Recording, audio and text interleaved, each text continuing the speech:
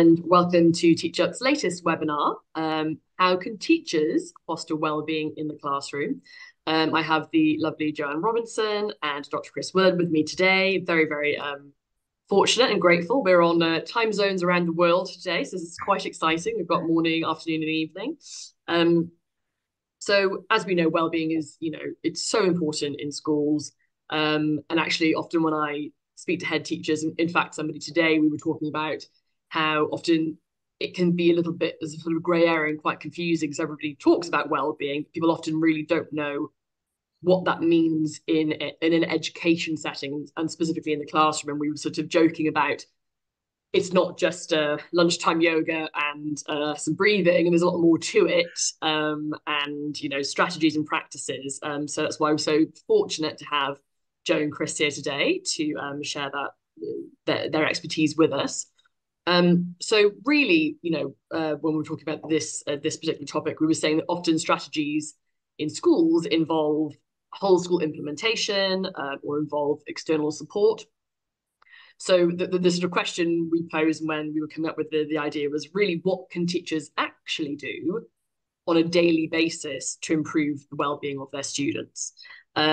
So if I let Dr. Chris and Jo introduce themselves very quickly. By the way, my name is Stephanie and I'm the CEO of TeachUp.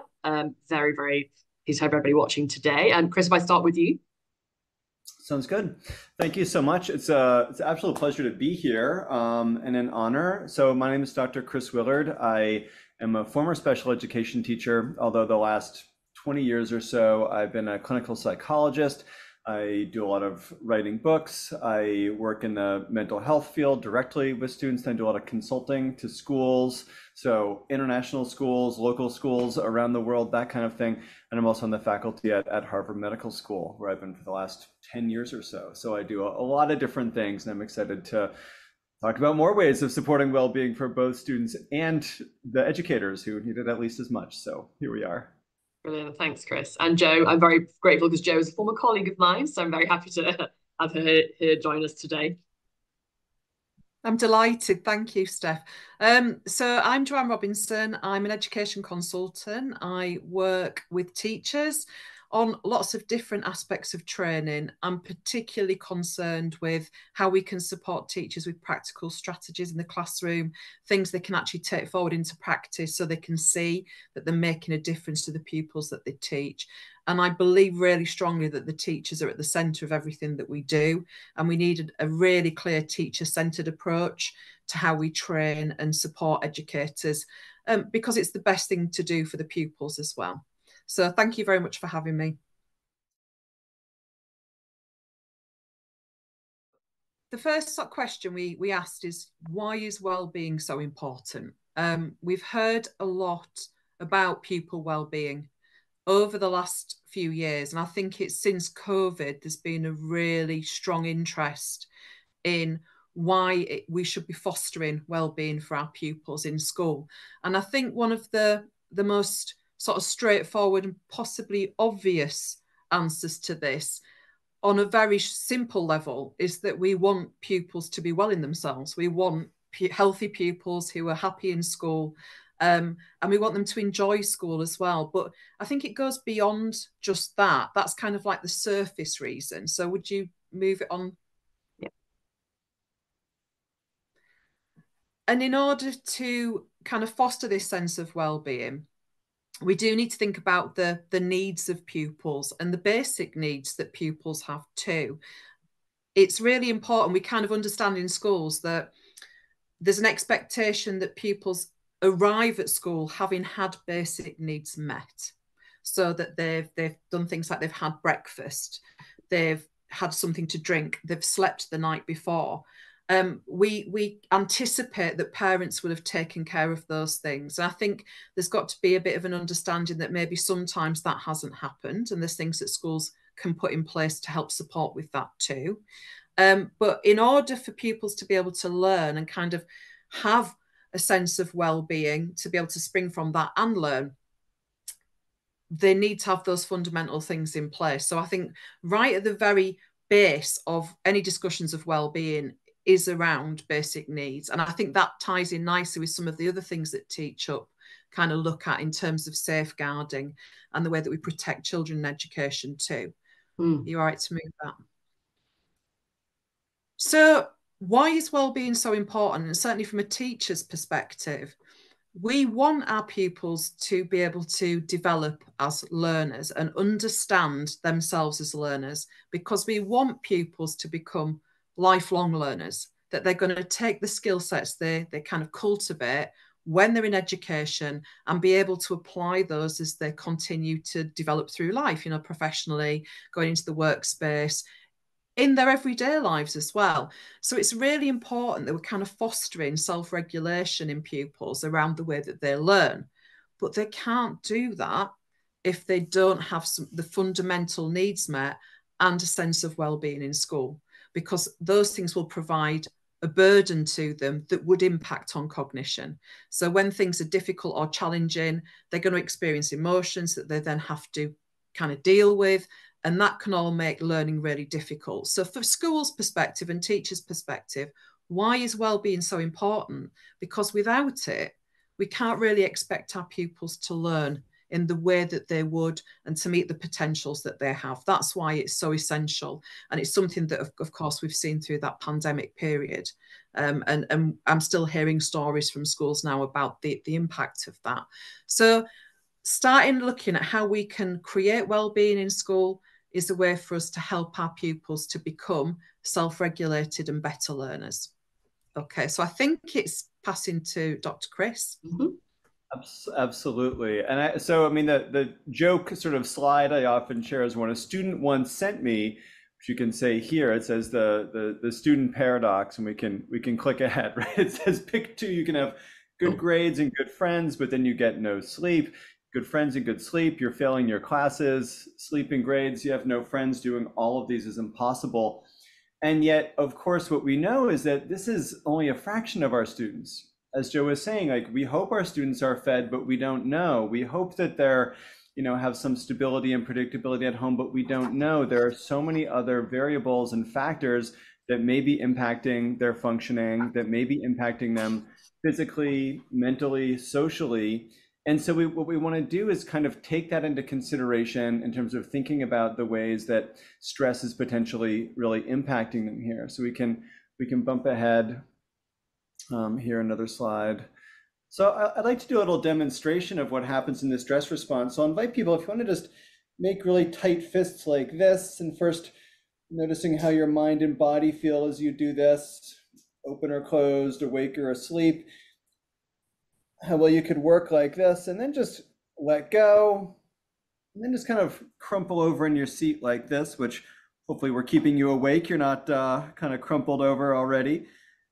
But noticing again your breath, your body, your mind, and then just sitting up a bit more in the middle, just palms upright like this, not too tight, not too loose. Noticing now your mind and body. Then if you like, you can place one hand on the other and just rest these both over your heart for a moment.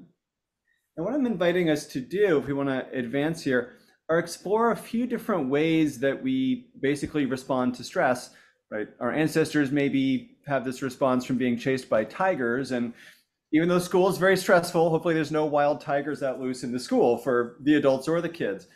And if there's something like a threat, right, usually the response is maybe we want to fight it. And that's great if it's a small tiger or you're brave or something like that, right? But the fight response is not so helpful in schools. And over time, that turns into aggression. We see relational bullying, we see actual physical aggression in some of our kids, and that fight response, not so helpful, right? We also see the flight response. I'm going to run away from this tiger.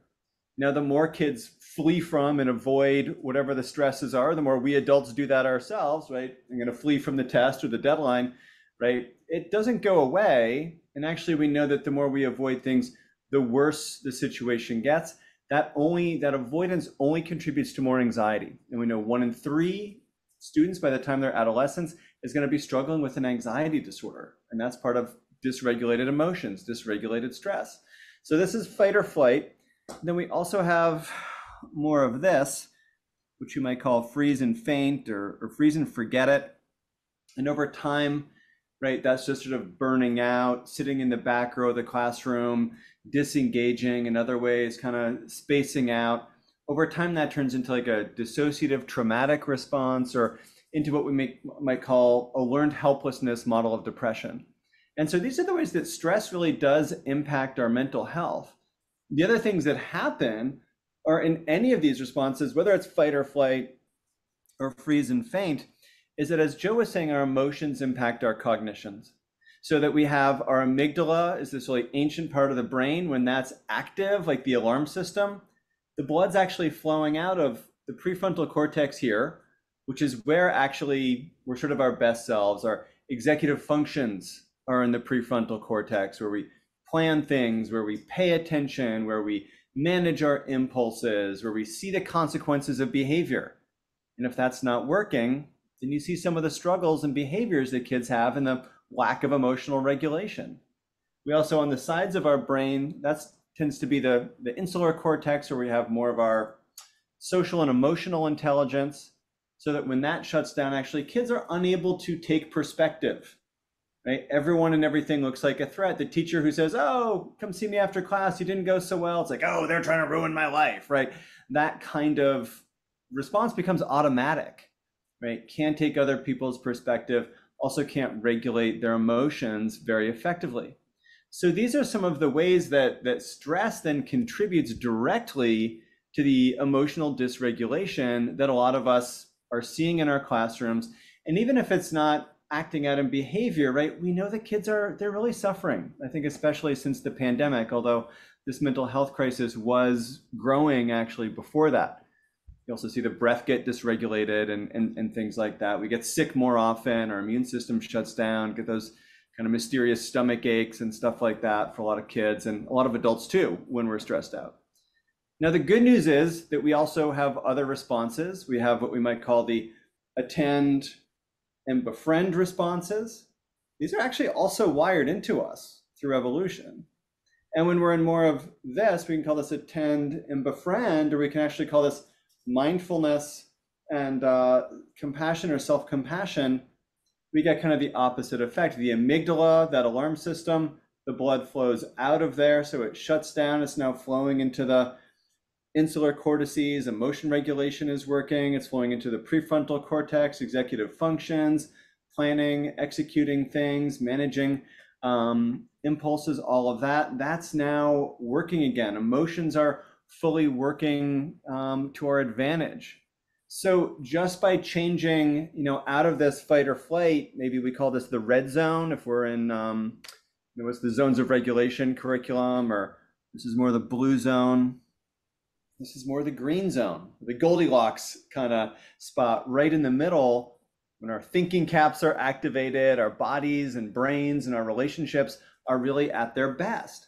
So what we're trying to do is using the mind and body and relationships, get this biopsychosocial sort of idea, to help kids get to that place of better self-regulation, cognitive regulation, interpersonal regulation, where they can really be their best, right? And that comes through, the breath being regular and even again, heart rate starts to slow down, become even, immune system, digestive system, all these things start to start to be more effective again.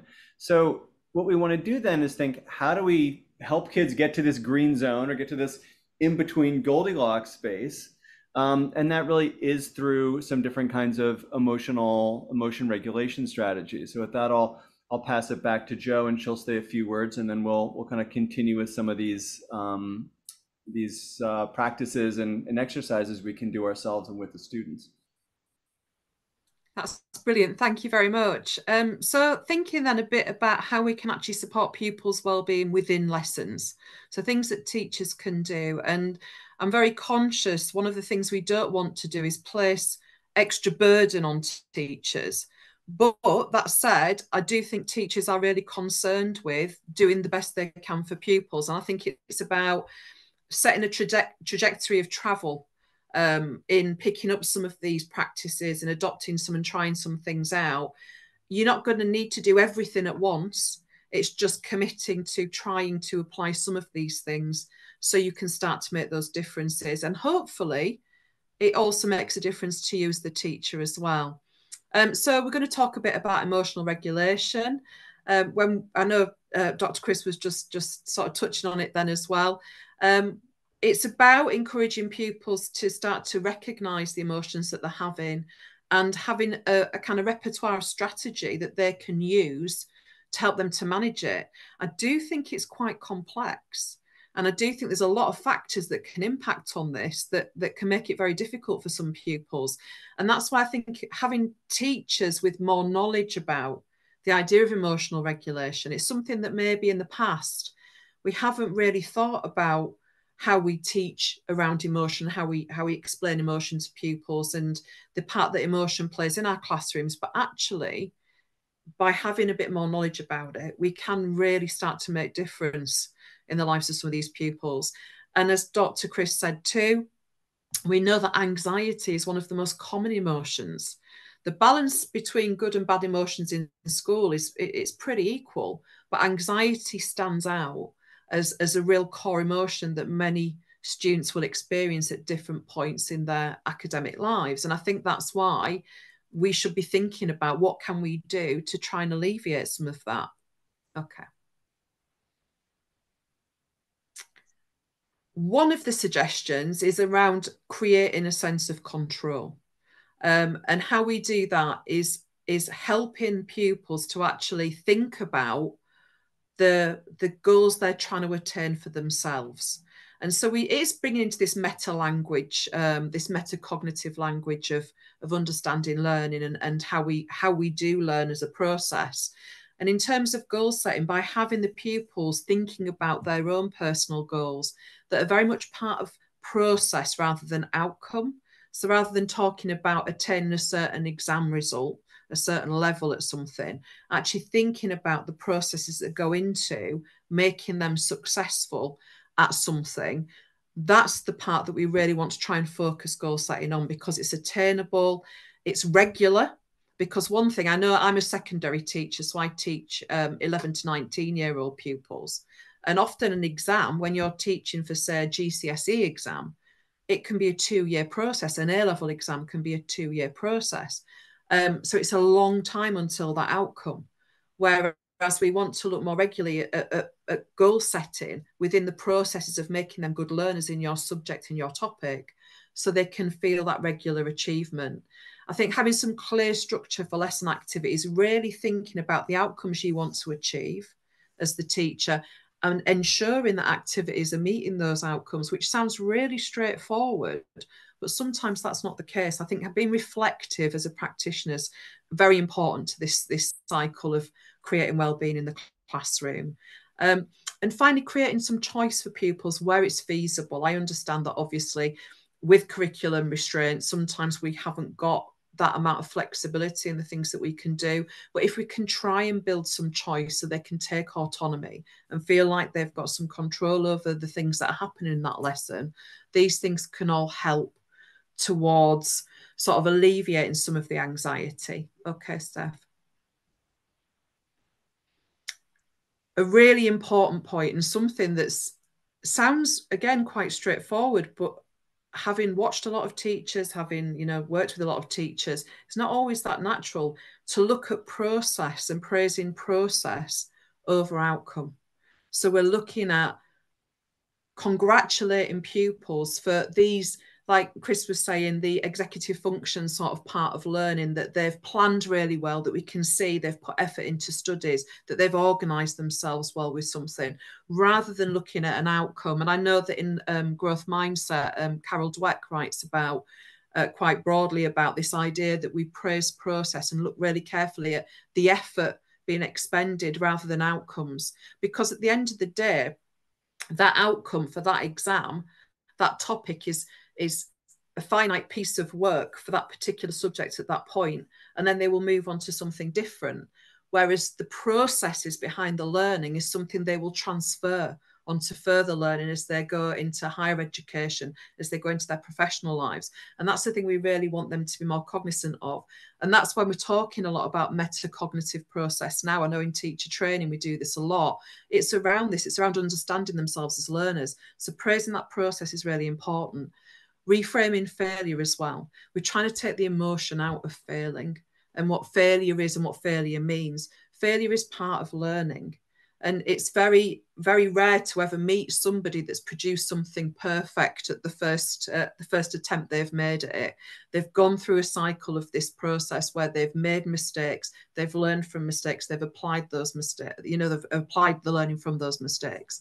And I think it's around reframing and showing them. And I know there's a really good strategy around how we model and show pupils the processes that we would do as an expert at something, but show them the thought processes we go through and show them how we might make mistakes, how we might draft something, how we might change something, that it's not perfect the first time we do it. So they see themselves, because I know firsthand as a teacher, I've seen students who feel so anxious about making an error that they don't start, that they will sit and look at a blank piece of paper and not be frozen in perfectionism. They're too scared to start for fear they will do it wrong. And I think moving away from that perfectionism is so important. Let them cross things out, let them draft work, show them it doesn't need to look perfect. It's all process towards improvement. And I think another thing that's really important is to explicitly address emotions in our classroom, to talk about these things, to talk about things like test anxiety with pupils, to be open about your own experiences. We're role models as teachers, and they really do listen to what we say to them. And I think being able to talk through some of the emotions you might have had, put yourself in their shoes. When you were at school, did you have test anxiety or exam anxiety around something? How did you cope with it? If we can talk to them more openly about emotion, we are giving them the chance to think about how they're feeling and maybe pick up some of these processes for themselves. Okay. Thank you, Joe. And I think, part of what I think we forget, I think as educators too, like you're right, there's so few moments in the classroom. I know how busy teachers are, having been one and working with them all the time. I really love how you talked about, reframing failure, praising the process, all of that wonderful growth mindset oriented work. And I think modeling imperfection. I remember reading this study, might have been in Carol's book, but about, when teachers model making a mistake, like if they accidentally spell something wrong and then they self-correct with positive self-talk, like, whoops, I spelled that wrong, when the kid points it out. What happens is the kids actually are less themselves afraid of failure. They start, taking more positive risks in the classroom, putting their hands up when they're not sure. So it is so important how we model our own mistakes as educators. So I think that also is so key and such a simple thing we can do. But we really hope we can give you some really simple, straightforward things that you can use to help the kids regulate and help yourself regulate, because again, we know how stressful a time it is.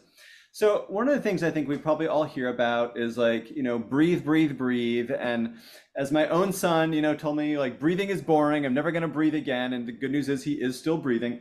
But, breathing actually does regulate our body. That regulates our nervous system and our brain. And then we're able to actually regulate our attention, our impulses, and our emotions.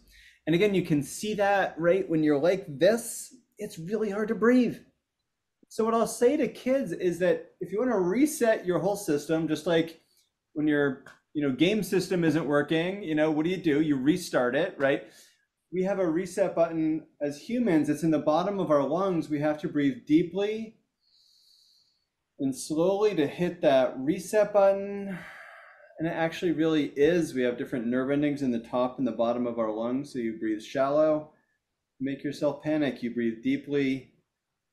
You actually do tell your body to calm down. It tells your brain to focus. It helps you process all kinds of emotions. It really sends the blood to the entire brain, not just to that amygdala. So, different kinds of little practices, whether it's, with little kids, I have the alphabet breaths that a friend and I created. It's like A is for the alligator breath. You can breathe in and breathe out, or B is for the the butterfly breath. My daughter calls this the rainbow unicorn princess mermaid butterfly breath. Breathing out, right? Breathing in. What we're trying to do is get to about 5 or 6 full breath cycles in a minute. And so before the exam, during circle time, after a transition, before the kids start in on their desk work, right? We have these little moments where maybe we drop in 3 breaths or something.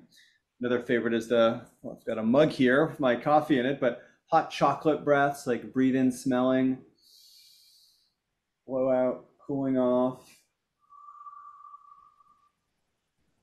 breathe in smelling, and blowing out, cooling off. And all of these, again, they bring that breath rate down to 5 or 6 in a minute, hit that reset button in the bottom of our lungs, right? Send the blood to all regions of the brain where now we can focus, now we can regulate our emotions. We're really at our best to meet the stresses of the moment, right? So, those are great for the little kids. As kids get older, I know they're gonna roll their eyes at Dr. Willard's, butterfly breaths when they're teenagers. But a few things that we do often without realizing it, just putting your hands behind your head like this is actually a breath regulation practice. It's actually very hard to not breathe deeply, to not breathe slowly when you do this. So this is one I'll suggest, hey, every couple of questions on the exam, on the IBs, on whatever, just lean back and do this. Maybe just count into 7, count out to 11. That helps the brain stay focused in the long term. These little other ways that we can teach kids how to regulate their breath. And another one with teenagers. I know teenagers, if you work with that, well, they're probably very polite in your school, but in America, they'll just sort of sigh when they're so annoyed, like, oh, you're so annoying, right? But I'll say, you can do like a silent sigh. You just breathe in. Nice long silent exhale all the way out to the bottom of your breath, just pressing all of that air out. That gets a big breath, right, and helps us to regulate. So these kinds of just little practices can help. If breathing's not their thing, as my son complains about, right, it's also maybe taking a moment to notice, name 3 sounds you can hear around you. That's a focusing practice. Or name something from each of your senses, maybe just noticing 5 things that are the color red in the room. That these are other really simple ways of activating the prefrontal cortex, which quiets down the amygdala and limbic system, kind of jumpstarts kids into their best brains, really, to self-regulate their attention, their emotions, and their impulses. Just little mindfulness grounding or breathing practices that really don't have to take long in your classroom, and also that you can use these yourself in those challenging moments with the kids too. Oh, thank you for that. Absolutely. I'm just thinking about the amount of challenging moments. It would have been very useful to have had that, Chris, actually. Cognitive load is the idea that the working memory can only cope with a limited amount of information at any one time. And of course, we're there to teach. We're there to teach them something in every lesson that we see them. And we want them to learn new knowledge based on what they've already learned before. One thing we want to try and do then is try and reduce the load from unwanted things. And I think that's where the idea of this reset is lovely, actually, because it's about trying to clear, isn't it? And give them a breath and trying to clear out the mind, so then able to focus on what's new to learn. A suggestion that I've made before is to get things out on paper. If they've come in, if they've got a lot of noise cognitively, something's happened, or they're trying to remember something they need to do, or something pops into their mind. Often children will have a planner or a notebook with them in lessons to be able to just write down a word or something to get it from the brain onto paper, so they can park it and leave it and come back to it later. One thing I think that can be really useful for teachers to do as well is to look at the environment you're teaching in. We are like architects of our classrooms. And often classrooms can be very noisy places, not just in terms of sound, but also visually as well. We put lots of things on walls. Lighting can be abrasive. Sunlight can be problematic, as can darkness. There's all sorts of things that can impact on the environment you're trying to teach in. And I think being aware of what's happening in the environment and what you're kind of asking your pupils to kind of sit in order to be able to learn what you're trying to teach can be a way of reflecting and thinking, how can I minimize some of those things? Things like using music. And I've worked in schools where we weren't allowed to use music or sound in lessons. And actually putting some focus music on, putting something on in the background can be incredibly useful for some pupils in terms of sort of helping the focus and helping them to shut out extraneous noise.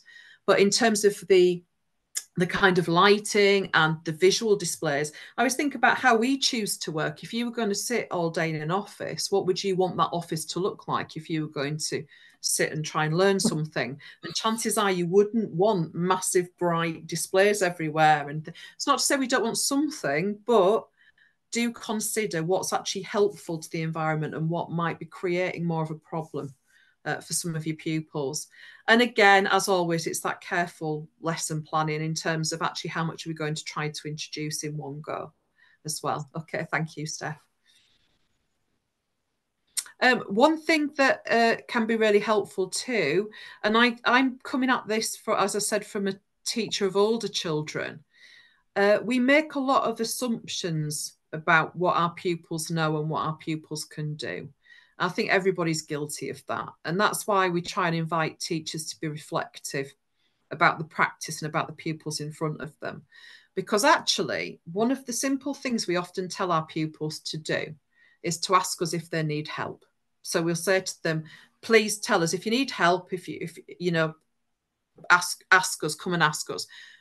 We make the assumption they know how to ask you for help, when to ask you for help, what asking for help should look like.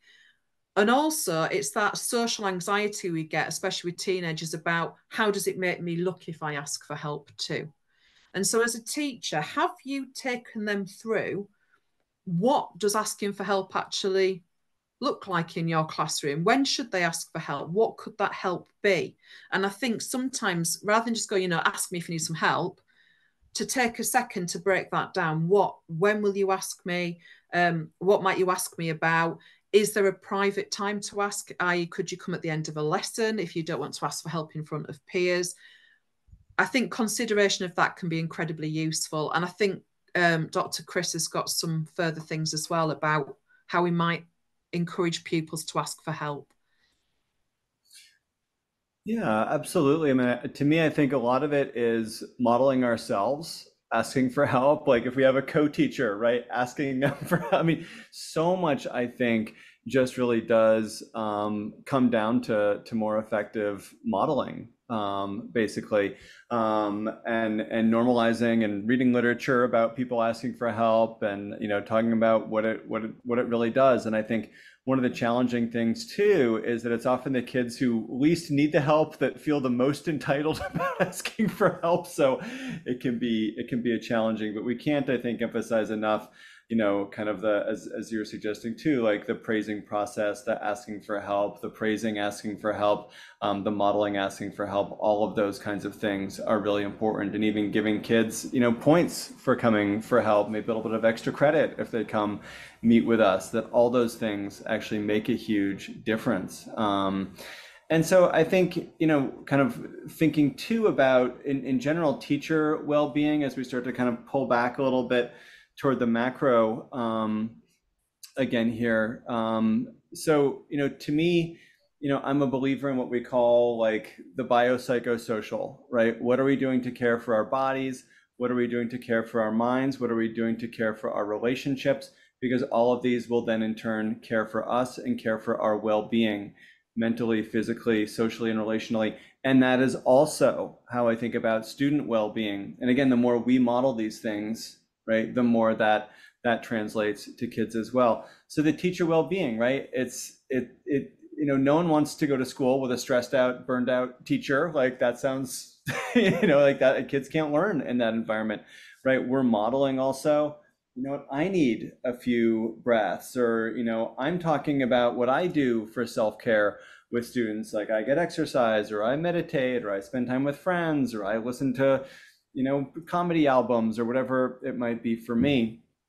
But I just want to start by kind of looking at, what are the things that we can do, body, I think caring for our bodies, getting even small amounts of exercise. We know that 20 minutes of mild to moderate exercise, like just walking, it's as good as a lot of medications for mood, anxiety, attention, and sleep.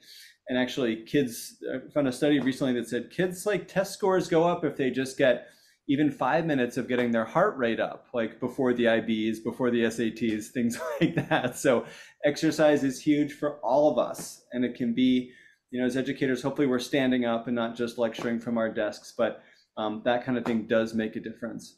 Spending time outside when we can, it really is associated with boosting our mood, boosting focus, things like that.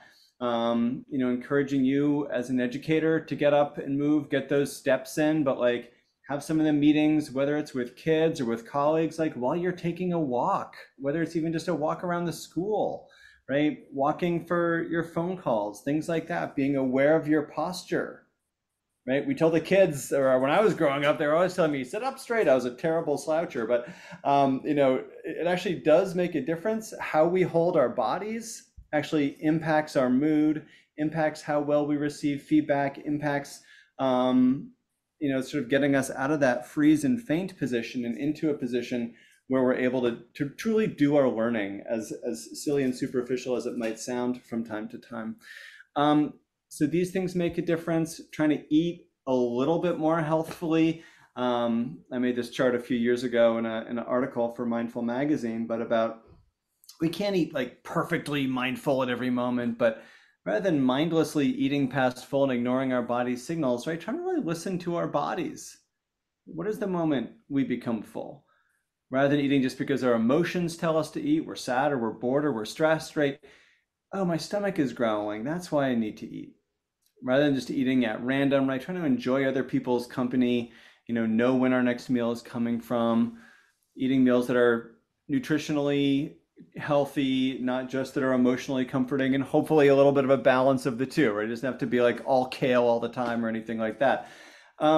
Slowing down to eat too, and just, eating one thing at a time, not simultaneously checking our email, doing our grade book, looking at social media, right? But really just trying to, okay, I'm just going to enjoy this. It's a way of giving yourself truly a break.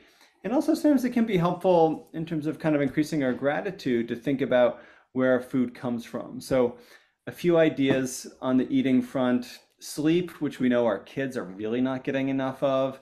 Something I hear from them a lot, but I know we adults don't usually sleep that well either. We know that sleep will help a lot with our emotional immune system. Again, for kids and adults, like not enough sleep leads to depression, leads to more anxiety, things like that. So getting exercise helps with sleep.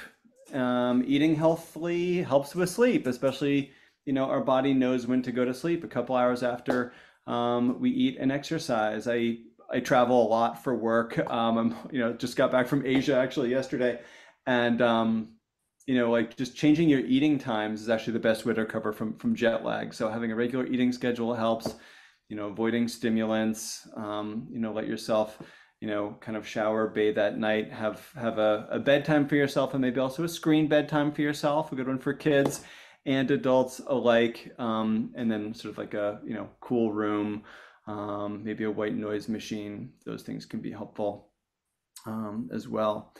So psychologically caring for ourselves, right? What are we doing, right? One of the things I think is really helpful, and I know it can get an eye roll, is gratitude and appreciation. But we actually know that deliberately practicing gratitude, it's linked to lower anxiety, lower depression, better physical health, more life satisfaction, less aggression, more kindness, and better sleep, which again, I think we all wish we had that.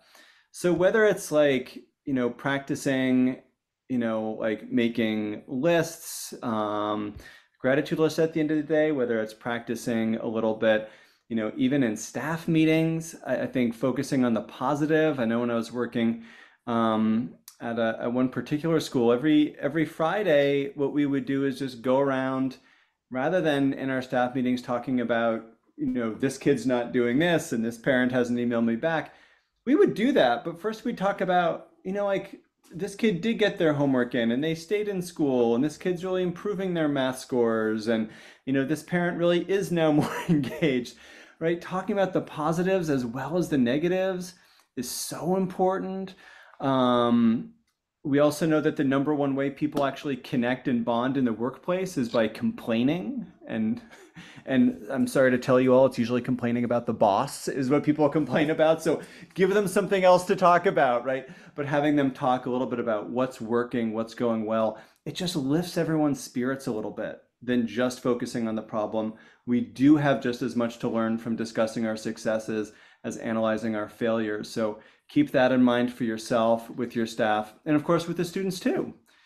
Talking about, maybe roses and thorns. What was the best part of the week or the best part of the day? What was a thorn, something that didn't go so well, and maybe even a bud, something that you're looking forward to. So these moments of gratitude and appreciation, deliberately looking at our successes, all of these will boost morale, lower things like, turnover and burnout for yourself and among your employees. And again, you have just as much to learn from those successes as those quote unquote failures. And then learning how to set good boundaries, I think, asking for help, right? As we've discussed, if your mind's a dangerous place, don't go there alone, right? Reach out, talk to people, talk to other educators, but also talk to people that are not in the education world, right? Make a range of different kinds of friends who can give different kinds of perspectives on your situation. I think that's really key. Thinking about who you spend time with, both online and offline. There's sort of that saying, if you're the average of the 5 people you spend the most time with. So consider who you choose, right? People that lift you up. And especially online, when people can be so doom and gloom. Like, I had a friend that was like, what I did is I added to my social media like accounts that are inspiring, accounts that give me ideas, right? So that I feel like, okay, I scroll through, I'm jealous of that person on vacation and this terrible thing is happening some other part of the world, but oh, there's an inspiring spiritual quote or self-help idea or something that kind of keeps me going and inspires me. So curating your social media as well as your social life. So all of these are important because it really is so true that, the best thing we can do for our students is to take care of ourselves, right? People ask me all the time, what's the best, tool for kids struggling with mental health or with trauma? And the fact of it is, it's you, right? We all know the sort of put on your own oxygen mask first thing. But I remember at the beginning of the pandemic, someone saying, how do we talk to kids about anything difficult? And they said, well, like what they need is they need to see you as calm. This is called co-regulation, right? And they're saying if you're like on an airplane and then suddenly the plane starts shaking, everyone's like, did the engine fall off? What's happening, right? And then the pilot gets on and says like, we're experiencing some turbulence. You just stay in your seat, don't move around. We'll get you to your destination safely. What the pilot's doing is what's called co-regulation. If the pilot is calm, then the passenger's not always going to be calm. But if the pilot is anxious and scared and comes across the loudspeaker and says that, pretty much everyone on the plane is going to freak out, right? So even if you need to just act a little more calm than you are, right, then actually that sets the tone for your classroom. Or if you do lose it, which we do sometimes, it's actually okay as long as you come back and you say, what, I lost my temper, or I got a little overwhelmed for a moment. I probably should have done a few breaths. I probably need to just up my self-care game a little bit. Like that's really, important that we show what it is that we're doing to take care of ourselves. And if we do it after a mistake, that's a really healthy way of showing some vulnerability. We're not just showing that we're a mess, we're showing we're human and that we also know how to care for ourselves. And the kids learn something in that opportunity too. So when people ask me, when I do talks about mindfulness in schools, what's the best way to create more mindful students? I know certainly if you want more stressed out, miserable kids, you just surround them with stressed out, miserable adults, right? And so then the fact of it is, if you want more mindful and compassionate kids, right, what we really want to do is surround them with more mindful and compassionate adults. And that really is the best way, to have this stuff really trickle down. We know that kids who've been through what we call adverse childhood experiences, different kinds of traumas and struggles, that when you look at some of those kids who've turned out not just surviving, but thriving, the thing they all have in common is that they all had one adult in their life who was there, who was caring, compassionate, and consistent. And I remember reading that in graduate school and being like, oh, that's interesting. And then realizing, oh my gosh, like that's me. So the more I care for myself, right, the more I truly am caring for the students. It's why when we do a school climate survey, we want to ask ask kids, is there an adult in the building that you trust? And if there's not, right, maybe in those staff meetings, that's the time to talk too about who can be that person to this kid. And if no one else puts their hands up, maybe it is you. So as we kind of wind down, I just want to go back to, a quote from Dr. Benjamin Spock about child development. But, what he says and reminds us is that trust yourself, you know more than you think you do. One of the things that's really fun about working for TeachUp and with Stephanie is that the schools who are invested in student well-being, it's like, if you're here watching this, I've actually got a lot of faith in you, that you are trying to make your school a better place. You are trying to be a better educator. You care enormously about the students, and that's why you're seeking out more education on this. So I am glad that you are educating yourself more. And I think Joe and Stephanie would also say, we're also, so glad that you probably do know in many ways more than you think you do by seeking out more education for yourself about how to care for yourself and really care for your school and the kids and the environment so that they really can thrive and grow up, not just with those cognitive and academic skills, but those social and emotional skills that we know are actually more important to lifelong success than just those test scores. So thank you again, Joe and Stephanie, for presenting together. This has been really fun. I hope it's been helpful to everybody watching. No, it's been brilliant. I could literally sit here and just listen to you both talk. There's just there's so much wealth of knowledge between the pair of you combined that it's quite nice to actually be the one to sit and listen once and listen to your expertise and also your strategies. I think that's the most important thing, that we could be here for days just offering so much advice. And I know even editing Chris's courses for us, there's so much information and things that I have taken on board in my own personal life, just simple things like gratitude. I think my husband's a lot more grateful for practicing gratitude. He's grateful you're practicing. So. Yeah, exactly. I've got a couple of questions from some of our lovely TeachUp learners that I thought I would ask both of you quickly.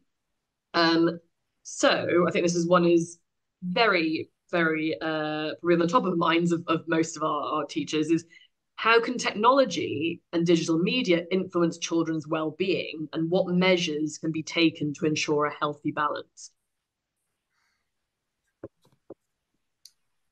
I don't mind. I can take it.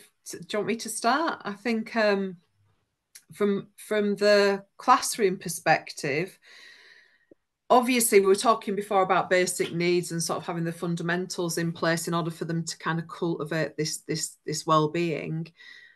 If students are on phones late at night, it can impact on sleep. And I know Dr. Chris was saying about having a kind of screen bedtime, which I think was a really lovely way of putting it. So you're practicing good sleep hygiene and making sure they're getting proper rest.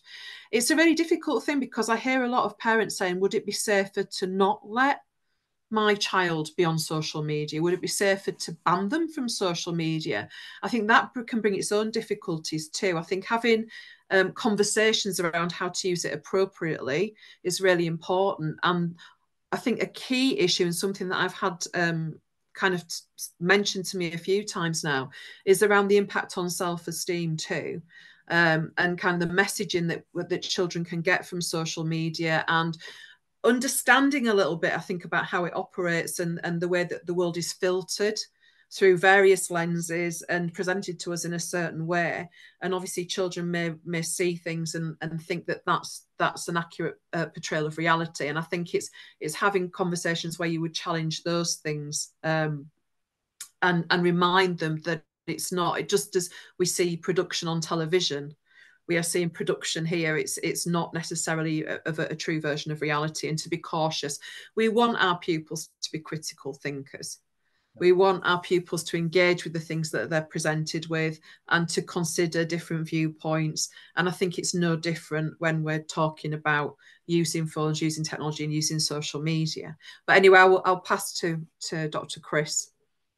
Well, I think that's really brilliant how you put it, Joe. I mean, I also am a believer in, anything can be educational, right? This can be a lesson in how to engage in more critical thinking, right? And not believe everything that you see. And, hopefully, I think some media literacy, kinds of curricula can be helpful, and lesson planning can be helpful for kids.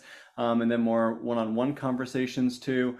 I think also, rather than just saying to kids, don't do this, don't do that, but also for us to educate ourselves. What are the helpful accounts that have good information in them for kids about mental health, about self-care? One thing I see a lot as I travel around the world that's been really exciting to me is that I do see young people talking so much more openly about mental health. And I actually think that's due to social media. The flip side of that is that I see a lot of kids around the world with misinformation about how to effectively manage their mental health, right? So I think, saying, oh, you might want to, and I should actually have some lists here too myself, but you might want to follow this account or that account to get good information, to get positive information about media, to get positive information about mental health and stress or education. And I think so we can use this for good as well. And then, as you said, teaching critical thinking, regular bedtime, screen bedtime. And I think just to try to be generally aware of what's out there, whether you're a parent or an educator, in terms of social media. And it's very hard to keep up with, but maybe there's someone in the building who's a little younger who sort of knows what the trends are that are happening in social media recently that we want to be on guard for, or that we want to encourage kids to go toward, which is maybe, inspiring accounts, educational accounts, things like that we can recommend as well to get into their algorithm. Perfect, thank you. It's interesting actually that we survey all our learners. They're based all around the world, and their number one requested course for us to create is digital detox. It was absolutely number one by a long way. And so I think it goes to show that, educators sort of even now still sort of don't quite know what to suggest, what to do, it's sort of a bit of a minefield. I think it's really hard, as you said. There's so much misinformation, but you have to use it as part of modern day life and in the future. So it's really difficult for them to sort of, I guess, make the right suggestions, and that's going to benefit them, the children, everything. I've got one question that I think was going to be very helpful for educators, and it really is: what can parents do and caregivers to help improve well-being? How can they, practice this at home to help support those children? It's very hard for educators to be able to sort of go and just to make suggestions to parents, and it can be very tricky. But really, what sort of tips and advice can, as a teacher, can you sort of share with your students, parents, and caregivers about how to sort of help support and promote well-being? I mean, I think it's really useful to look at, there's not one thing. One of the reasons I talk about the biopsychosocial model is I feel like it's sort of like what's the healthy, varied diet, all your food groups, for our bodies, what's the varied diet for our brains and our mental, and well-being. And it's like, is your kid, do they have some friends, in real life that they hang out with as well as online that they hang out with? Who are those people? Do you have a sense of who they are? Are they doing something physical every day, to care for themselves? Kids don't eat well, so diet is going to be hard. They're going to eat junk food, especially when they're teenagers. But, being a little bit aware of that, kind of making sure they're getting sleep. And then I think talking openly about, I think what we don't want to do is talk, I think anxiety is one of the more contagious emotions. When we talk about anxiety or we show our anxiety, that can put kids on edge. And yet we also get a lot of messages to be vulnerable and model. To me, I think the balance is, if we're anxious, if we're scared, overwhelmed, right, that we can show that and then say, here's what I do to manage my anxiety. I do this in sort of like faking it with my little kids. It's like, oh, I'm so stressed out in this traffic jam. I'm going to take a few breaths, right? Or this game of Uno or backgammon's getting really heated. I need to just, take a moment to feel my feet on the ground to let myself settle. Or that I'll talk with my kids. I've got this, public speaking, and that next week I'm giving a big speech. I'm a little bit nervous about it. Here's how I'm going to prepare. I'm going to practice. I'm going to use some breathing exercises. I'm gonna, I read this thing about public speaking. What do you think of that? Do you think that'll help? Like these kinds of things where we're modeling that we're looking for solutions and that we're caring for ourselves. And then of course, just modeling that we get sleep, that we get off of our phones, right? I mean, that's the number one thing we can do for the screen time thing is put our phones away when we walk in the house and not have them ourselves at the dinner table, things like that, and give our kids our full attention, and then pick up our phones and say, you know what, I do need to check this email. Can you give me a minute? I need to give this my full attention. I'll come back and give you my full attention. But these are some of the ways we can model all of that kind of self-care, well-being for our kids as well. Yeah. Perfect. All right, brilliant.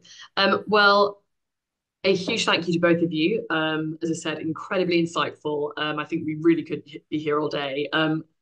I will leave the information of Joe and Chris below in our webinar portal, so you can, get in touch with them if you want any sort of additional information and talks yourself, etc. And yeah, I think just again a very big thank you, and I really hope that everybody watching took some really valuable information away that they can put into practice. Well, thank you for having us. And Joe, it was great to meet you. I learned a lot, even in the few minutes that we had with each other. So I hope we can continue to collaborate too. This is really fun. It was really interesting. Thank you so much for that. I've got lots of things, to take away and try and to tell people around as well. So that's been fantastic. Brilliant. Absolutely. Thanks, guys. Thank you. Take care.